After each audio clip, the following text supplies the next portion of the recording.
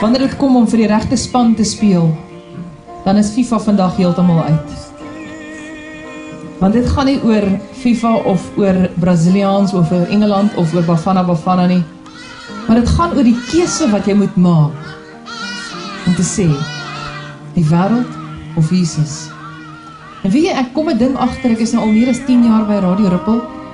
En ek kom agter met die uitsaai wat ons doen, ons begin radikale goed kry vir al die manne wat begin opstaan in Suid-Afrika om te sê, ek is vir Jesus. Ek is nie meer skaam nie.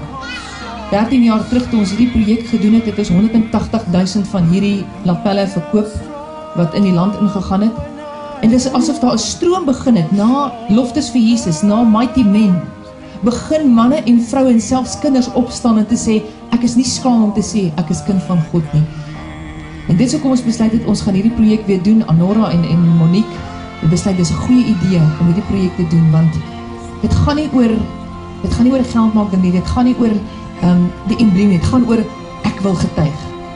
En wanneer jy in die bank staan, of wanneer, ek weet, ons het baie getuienisse gekry wat laas keer gebeur het, wanneer jy in die bank staan of iets, en mense sê, wow, ek sien, jy dra ook die lapel, ja, hoe is jou lewe, is jy kind van God, en dit is wat lekker is, om te getuig, hierdie, dit is in Engels sê om lekker, this is a witnessing tool.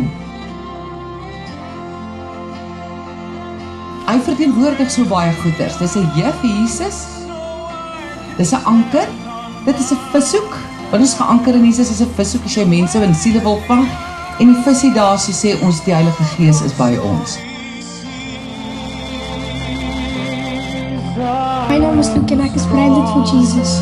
When I am on your shoulders, you raise me up to more than